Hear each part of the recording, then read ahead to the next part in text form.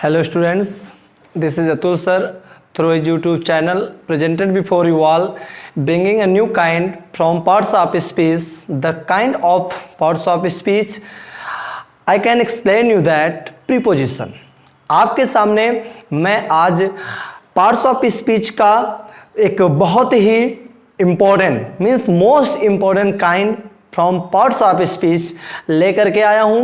उम्मीद है कि आप सब लोग इस काइंड को जो मैं लेकर के आया हूँ उस काइंड को अच्छे से स्टडी करेंगे और उम्मीद है कि आप उसको अपने कॉपी में भी नोट करेंगे ताकि वो आपके पास एक रिकॉर्ड के तौर पर आपके पास हमेशा एक फ्रेंड के रूप में आपके पास प्रेजेंट रहे।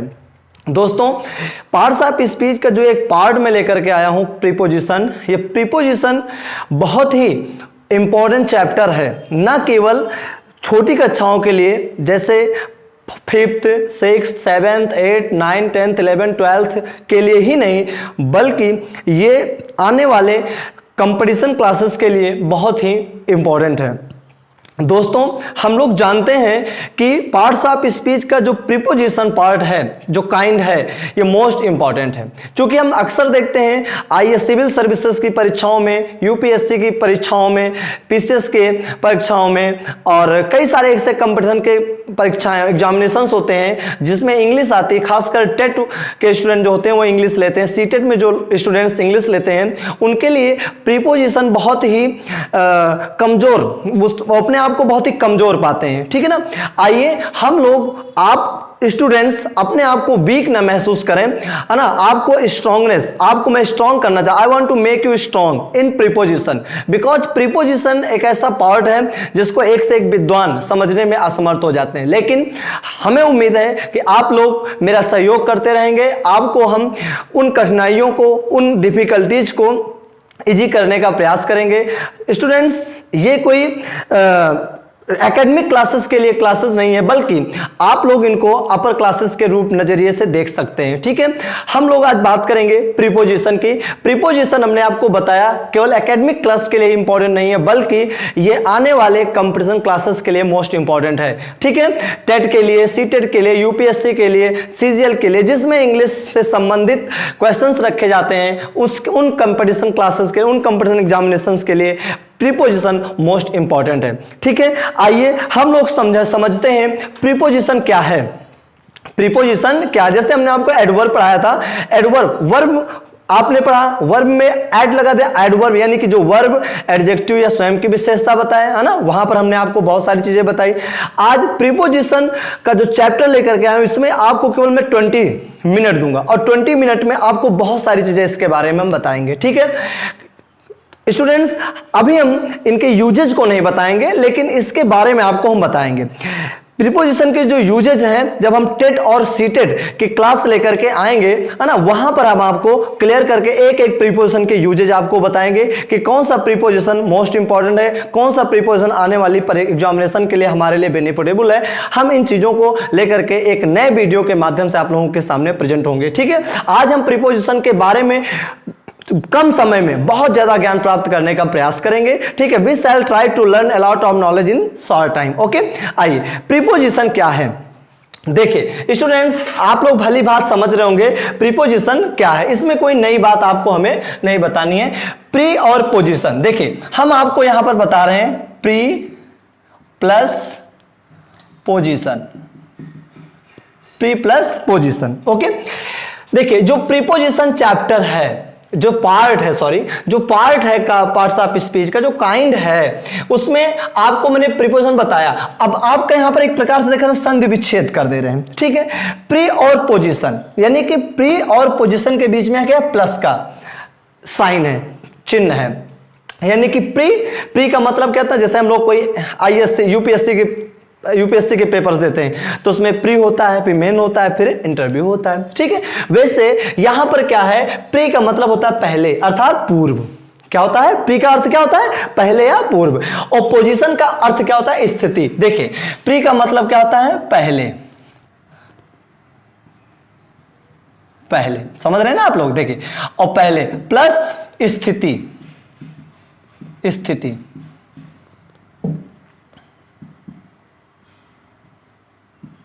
स्थित।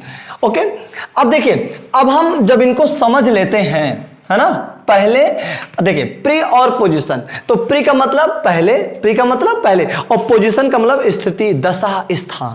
ओके, क्या कहा मैंने?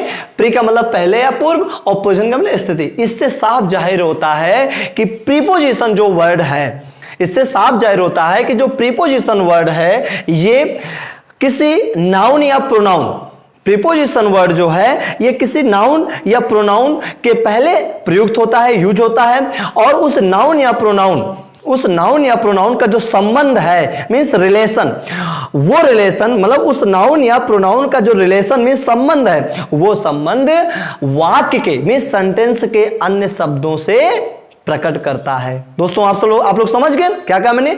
हिंदी में पहले समझिएगा। प्रीपोजिशन एक ऐसा शब्द है जो किसी नाउन या अर्थात संज्ञा या सर्वनाम के पहले प्रयुक्त होता है और उस सेंटेंस में उस संज्ञा या सर्वनाम का संबंध उसी वाक्य में अन्य शब्दों से व्यक्त करता है, प्रकट करता है, स्पष्ट करता है। उम्मीद है कि आप लोग समझ गए होंगे मेरी बात को। ठीक है, अगर आपको नहीं समझ में आता है, कहीं आपको कंफ्यूजन है, आप अपने आप को नहीं कंसंट्रेट कर पाते हैं समझने के लिए, तो उम्मीद है कि आप लोग कमेंट बॉक्स में जाएं और ऑन द स्पॉट कमेंट करें कि सर हमें यहां पर ये वर्ड नहीं समझ में आ रहा है। दोस्तों आप लोग मेरे लिंक के नीचे जो हम डालते हैं अपना लिंक, उस लिंक के मेरा कांटेक्ट नंबर है, कांटेक्ट नंबर तुरंत मिलाइए और आप अपने कंफ्यूजन को दूर करिए, या आप मिस कॉल करिए, आपको हम तुरंत ही आपके कंफ्यूजन को दूर करेंगे, आपकी समस्या का समाधान करेंगे। क्योंकि जब तक आप बताओगे नहीं तब तक हम कैसे जानेंगे? जो मरीज या कोई पेशेंट अगर डॉक्टर के पास जाता है तो डॉक्टर पहले मरीज जो पेशेंट होता है उससे पूछता है कि आपको क्या प्रॉब्लम है। ठीक है, क्योंकि जब तक आप अपने मर्ज को नहीं बताओगे तब तक डॉक्टर आपके उस मर्ज को समझ नहीं पाता है। ठीक है, तो अगर आप अपनी कमजोरी को हमसे बताओगे तो हम जाहिर सी बात है कि आपको उस कमजोरी को बिल्कुल हम सॉल्व करने का प्रयास करेंगे दोस्तों। ठीक है ना, हमने क्या कहा? प्रीपोजिशन एक ऐसा शब्द है जो किसी संज्ञा या सर्वनाम के पहले प्रयुक्त होता है, उसी सेंटेंस में उसी मतलब उसी नाउन या संज्ञा या सर्वनाम का संबंध वाक्य में अन्य शब्दों से व्यक्त करता है। क्या कहलाता है? प्रीपोजिशन। ठीक है, अब देखिए इसकी इंग्लिश क्या होती है। चूंकि हम पढ़ रहे हैं इंग्लिश की क्लास, हमने क्या कहा? प्रीपोजिशन इज अ वर्ड, समझ रहे हैं ना आप लोग? Preposition is a word which used before a noun or pronoun. Preposition is a word which is used before a noun or pronoun. ठीक है, preposition is a word which is used before a noun or pronoun and shows its relation with the other words of the sentence is called preposition. मेरी बात समझ गए? Preposition is a word, क्या कहा मैंने? Preposition is a word which is used before a noun और pronoun and shows its relation with the other words of the sentence in the with the other words of the sentence is called preposition. समझ गए आप लोग मेरी बात? आइए हम लोग लिख रहे हैं, क्या कहा मैंने? Preposition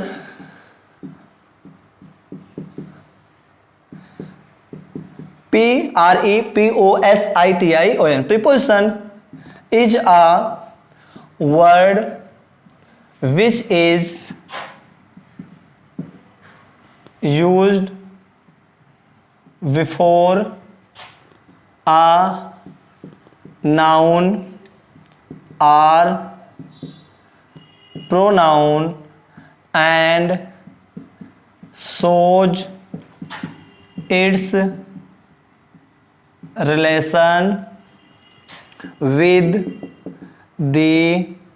the other words of the sentence is called preposition. Okay, देखिए आपको सबसे पहले हमने आपको ओरल बताया। क्या बताया? प्रीपोजिशन क्या है? प्री प्लस पोजीशन, यानी कि प्री मींस पहले, पोजीशन में स्थिति, अर्थात प्रीपोजिशन किसी नाउन या प्रोनाउन के पहले प्रयुक्त होता है और उस नाउन या प्रोनाउन की स्थिति अर्थात जो दशा है, जो कंडीशन है, सिचुएशन है, ठीक है, या संबंध है, ठीक है, वाक्य में अन्य शब्दों से प्रकट करता है। ठीक है ना, हमने आपको एग्जाम्पल भी लिखा। क्या लिखा? Preposition is a word, preposition एक ऐसा शब्द है विच मींस जो इज यूज्ड प्रयोग होता है बिफोर ए नाउन और प्रोनाउन, जो किसी संज्ञा संज्ञा या सर्वनाम के पहले प्रयुक्त होता है। एंड और सोच प्रकट करता है, स्पष्ट करता है इट्स रिलेशन, अपना संबंध या उसका संबंध with the other words of the sentence, sentence के अन्य शब्दों से व्यक्त करता है। क्या कहलाता है दोस्तों? प्रीपोजिशन कहलाता है। समझ गए आप लोग? तो प्रीपोजिशन में जो पोजीशन के पहले प्री लगा है क्या है? प्रीपोजिशन, यानी कि किसी नाउन या प्रोनाउन के पहले आए और उस नाउन या प्रोनाउन की स्थिति या संबंध वाक्य में अन्य शब्दों से प्रकट करना ही क्या है? प्रीपोजिशन है। आपके सामने डेफिनेशन है, क्या है? Preposition is a word which is used before a noun और pronoun and shows its relation with the other words of the sentence is called preposition. Okay guys, समझ गए आप लोग? अब देखिए हम आपको एग्जांपल दे रहे हैं। क्या है एग्जांपल? एग्जाम्पल देखिए, तुरंत आप लोग मेरे साथ ही अपने कॉपी में नोट करते रहिए। क्या कहा हमने? प्रीपोजिशन, यानी सबसे पहले एग्जाम्पल क्या है? नंबर 1, ठीक है, the book is on the table. The book is on the table. Okay, अब देखिए ऑन प्रीपोजिशन है और द टेबल क्या है? नाउन है, यानी कि इस नाउन के पहले ये प्रीपोजिशन आया है और टेबल पे क्या है? द बुक है, यानी कि बुक का संबंध टेबल पर किसने प्रकट किया? ऑन ने प्रकट किया। ओके, अच्छा, number 2, the pen is in the ink pot. Pen कहाँ है? इंक पॉट में है ना? इंक पॉट में आप समझ रहे हैं ना? अब देखो इंक पॉट नाउन है और उसके पहले क्या है? प्रीपोजिशन इन है, अर्थात इस इन ने इंक पॉट का संबंध द पेन से संबंध प्रकट कर दिया, यानी कि द पेन और इंक पॉट का संबंध किसने व्यक्त किया? इनका, इन ने, ठीक है ना? अब देखिए तीसरा नंबर है आपका एग्जाम्पल, आपको हम 1 नहीं 2 3 जितने हो सके दे रहे हैं, ठीक है। The cat is under the table. The cat is under the table, यानी कि कैट मीन्स बिल्ली, इज है अंडर द टेबल, टेबल क्या है? नाउन है, और इस अंडर ने क्या कर दिया? कैट का संबंध अर्थात टेबल और कैट का संबंध प्रकट कर दिया। दोस्तों आप लोग समझ गए होंगे ना? जैसे कोई कि तुमसे कह देता है he is at the gate, वो गेट पर है ना? He is in the garden, वो गार्डन में है। ही इज इन लखनऊ, वो लखनऊ में है। सी इज इन द क्लास, वो क्लास में है, ठीक है। अब इसी तरीके father is in the field, कि पिताजी खेत में है, ठीक है। इस तरीके से हम लोग जब बोल देते हैं तो वो क्या है? मतलब जब किसी नाउन या प्रोनाउन के पहले प्रकट होता है और उस नाउन या प्रोनाउन का संबंध वाक्य में अन्य शब्दों से जो व्यक्त करता है और संबंध प्रकट करने का कार्य करता है, वो क्या आपका? प्रीपोजिशन है, ठीक है। आप लोग समझ गए ना कि नाउन या प्रोनाउन के पहले प्रयुक्त होगा और उस नाउन या प्रोनाउन के जो संबंध है वाक्य में अन्य शब्दों से प्रकट करेगा। दोस्तों अब हम लोग डेफिनेशन समझ गए और एग्जाम्पल भी समझ गए, ठीक है ना? अब प्रीपोजिशन हम समझने का प्रयास करते हैं, ठीक है ना? देखिए अब हम लोग चर्चा करेंगे, now we shall discuss about preposition. वैसे तो प्रीपोजिशन की ही चर्चा कर रहे हैं, ठीक है, but about the kinds of preposition. Okay, देखिए अब हम लोग काइंड्स पे चर्चा करते हैं। ओके, प्रीपोजिशन कितने प्रकार के होते हैं? क्योंकि कोई टू भी बोलता है, एड भी बोलता है, टुवर्ड्स भी बोलता है, आफ्टर भी बोलता है, या बिफोर भी बोलता है, अबाउट भी बोलता है। यार अब ये समझ में आता है कि यार in, at, to, about, above, across, between, amongst, towards, in spite, अब ये सब हैं तो प्रीपोजिशन भैया। लेकिन ये प्रीपोजिशन है, लेकिन अब कोई कहता भैया इन स्पाइट ऑफ कौन सा प्रीपोजिशन है? लो वहां पर आप ऐसे खड़े हैं, नो ऐसे नहीं खड़ा होना है, बिल्कुल अपने आप को मेंटेन करके रखना है, ठीक भाई? आप पूछिए, ठीक है, पूछिए, हमें तो हर प्रकार की विद्याओं का ज्ञान है, ठीक है ना? आप पूछते रहिए, हम बताते रहेंगे, नो प्रॉब्लम, ठीक है। देखिए अब हम लोग चर्चा करेंगे काइंड्स ऑफ प्रीपोजिशन पर, KINDS, काइंड्स ऑफ प्रीपोजिशन। देखिए guys, kinds of preposition, kinds of preposition 3 होते हैं। सिंपल प्रीपोजिशन,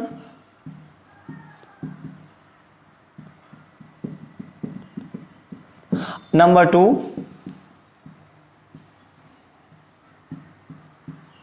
कंपाउंड प्रीपोजिशन, और नंबर 3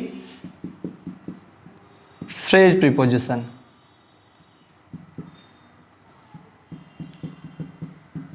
फ्रेज प्रीपोजिशन, ठीक है ना? 3 प्रकार के प्रीपोजिशन होते हैं। कितने प्रकार के? 3। How many kinds of preposition? There are 3 kinds of preposition. Simple preposition, compound preposition, phrase preposition. Guys आप लोग समझ गए ना क्या कहा हमने? How many kinds of preposition? Simple preposition, compound preposition, phrase preposition, ठीक है ना? अब देखिए अब आपको हम बता रहे हैं, ठीक है। अब यहां पर थोड़ा हमने गैप कम की है, ठीक है, इसको थोड़ा छोटा कर लेते हैं। काफी पी जो होते हैं, जो इंग्लिश वर्ड है पर नीचे को और काफी चला जाता है, ठीक है ना? या तो ऊपर ही उड़ जाता है या तो नीचे को ही चला जाता है, ठीक है ना? तो थोड़ा हम लोग कम कर लेते हैं, ठीक है ना? देखिए अब भाई देखिए, अब देखिए यहां पर हमने सिंपल में हमें किस प्रकार के प्रीपोजिशन का स्टडी करना है। देखिए सबसे पहले in, on, at, to, of, O double F of, ठीक है, विद, टिल, बाई,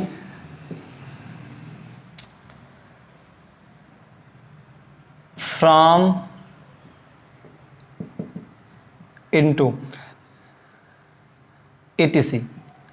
देखिए अभी और भी हैं, है ना, लेकिन आप लोग इतने समझिए। ये देखो in, on, at, to, of, with, till, by, from, into, ये देखने में तो भैया इतने ही है, लेकिन इनका यूज इतना बड़ा है कि हम लोग परेशान हो जाते हैं। ठीक है, पेपर सामने है, ठीक है, जब हम यहाँ से तो हम पढ़ कर गए कि यार हमें सब आता है, लेकिन जब पेपर सामने आया, लो यार, जब वहाँ से पेपर देकर आया, वाह ओ भगवान, हमें आता था लेकिन हमने फाल्ट कर दिया, गलत कर दिया, रॉन्ग कर दिया। ठीक है, तो भैया देखिए बाद में पछताने से कोई फायदा नहीं है। There is no regret, there is no benefit regretting after doing anything, there is no meaning, there is no benefit after doing anything regret. किसी भी कार्य को करने के बाद पश्चाताप करने से कोई फायदा नहीं।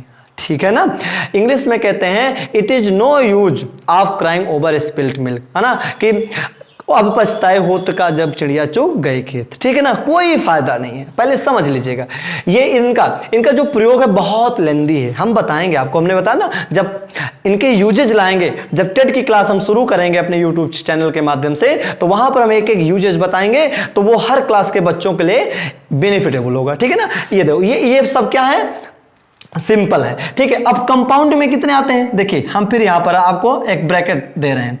ठीक है, इसको हम यहां पर ऐसे अंडरलाइन कर दें ताकि आप लोग समझ सको। अब यहां ब्रैकेट हमने दे दिया। ठीक है, इसमें कौन से आते हैं, about,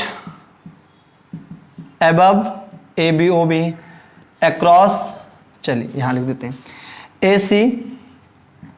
ACROSS, about, above, across, between,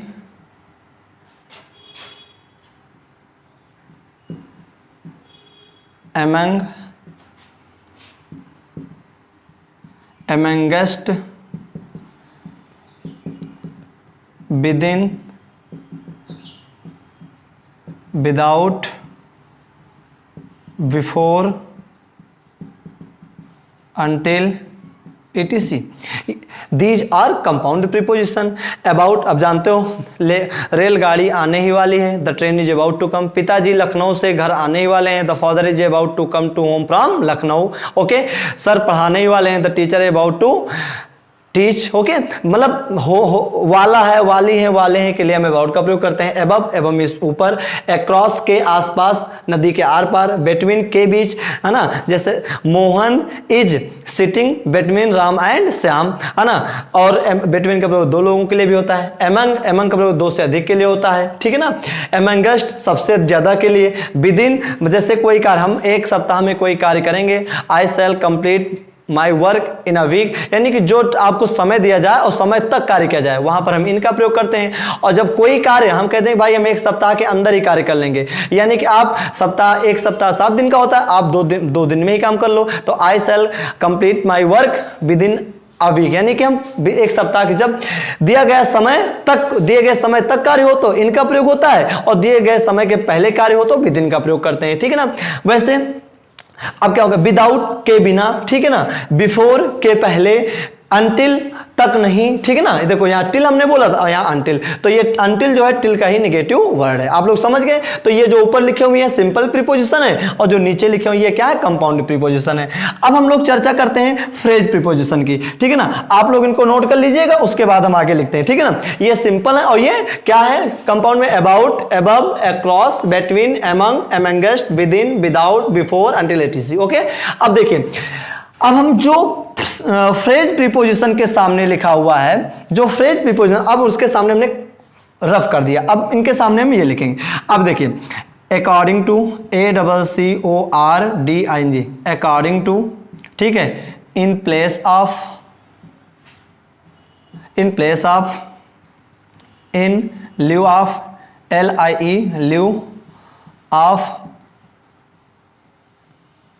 on behalf of, in front of,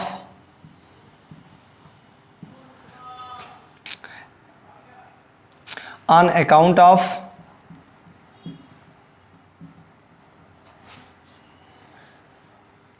etc. ये सब आपके क्या है, फ्रेज प्रीपोजिशन है। ये क्या है सब, फ्रेज प्रीपोजिशन। अकॉर्डिंग टू का अर्थ क्या होता है, के अनुसार, इन प्लेस ऑफ, के स्थान पर, इन लिeu ऑफ, के स्थान पर, ऑन बिहाफ ऑफ, की ओर से। अक्सर इसका प्रयोग हम जब एडवोकेट जो होते हैं जज के सामने करते हैं। इन फ्रंट ऑफ, के सामने, ऑन अकाउंट ऑफ, के कारण, है ना, बहुत सारे होते हैं, ड्यू टू होता है, इन स्पाइट ऑफ होता है, बहुत सारे होते हैं, हमने आपको बताया, बताऊंगा, ठीक है ना दोस्तों। ये जो प्रकार हैं प्रीपोजिशन, हमने क्या बताया, प्री और प्लस पोजीशन से बना है, ठीक है। प्री का मतलब पहले, पोजीशन का मतलब स्थिति, जो किसी नाउन या प्रोनाउन के पहले प्रयुक्त होते हैं और उसी नाउन या प्रोनाउन का संबंध वाक्य में अन्य शब्दों से प्रकट करते हैं, ठीक है ना। डेफिनेशन क्या बताया, a pronoun is a word which is used before a noun और pronoun and shows its relation with the other words of the sentence is called preposition, ठीक है। आपको प्रीपोजिशन कितने प्रकार के होते हैं, 3 प्रकार के होते हैं, simple preposition, phrase preposition, compound preposition. एक बार मैं पुनः रिपीट कर रहा हूं, कितने होते हैं, 3। How many kinds of preposition, there are 3 kinds of preposition. Number 1 simple preposition, number 2 phrase preposition और नंबर 2 कंपाउंड प्रीपोजिशन और number 3 phrase preposition. Number 1 simple preposition, number 2 compound preposition और नंबर 3 फ्रेज प्रीपोजिशन।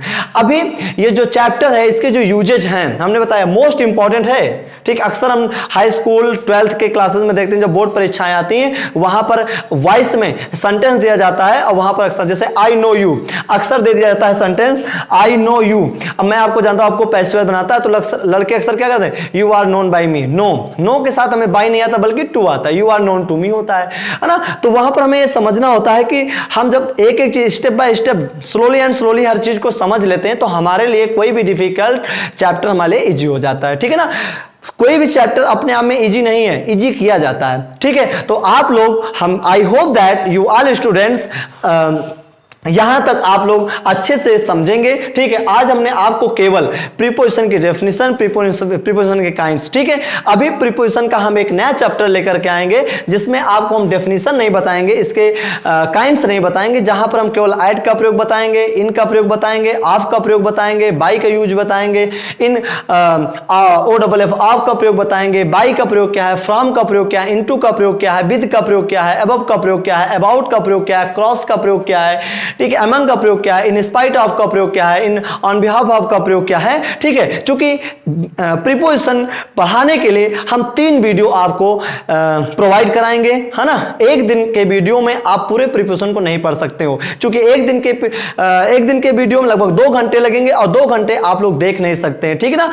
छोटे से video बनाएंगे, बिल्कुल small videos बनेंगे और एक दिन में हम 5-6 अगर प्रयास करेंगे कि एक दिन में हम सिंपल प्रीपोजिशन को फिनिश करें, दूसरे दिन कंपाउंड को, तीसरे दिन फ्रेज प्रीपोजिशन को, ठीक।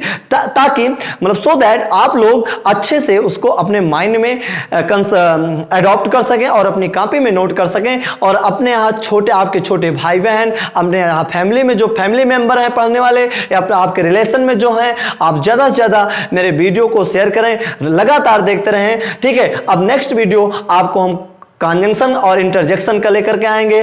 कॉन्जंक्शन मोस्ट इंपॉर्टेंट चैप्टर वो भी है, ठीक है, क्योंकि अभी कॉन्जंक्शन से संबंधित आपको सिंथेसिस भी पढ़ना है, ठीक है। इंटरजेक्शन में आप जानते हो जिसमें विस्मयादिबोधक यानी कि किसी रूप, किसी व्यक्ति को देखकर, किसी बिल्डिंग को देखकर, किसी वस्तु को देखकर जो हृदय में आश्चर्य का भाव उत्पन्न होता है, दैट इज कॉल्ड क्या होता है, वही विस्मयादिबोधक वाक्य होता है, ठीक है ना दोस्तों। आप लोग, हमें उम्मीद है कि इसको पढ़ेंगे। अभी इसका एक जब नया चैप्टर लेकर के आएंगे, इसके यूजेज लेकर आएंगे तो आप लोगों को और भी इजी लगने लगेगा कि हाँ सर ने हमको काइंड्स बताए थे और आज हमें 3 वीडियोज के माध्यम से हमें इसके यूजेज भी बता वो आपके आने वाले कंपटीशन क्लासेस के लिए, चाहे वो टेट हो, चाहे सीटेट हो, चाहे यूपीएससी हो, चाहे सीजीएल हो, किसी जो भी कंपटीशन क्लासेस में इंग्लिश के क्वेश्चन पुट किए जाते हैं, है ना, वहां पर आपको कतई किसी भी प्रकार की डिफिकल्टी नहीं क्रिएट होगी।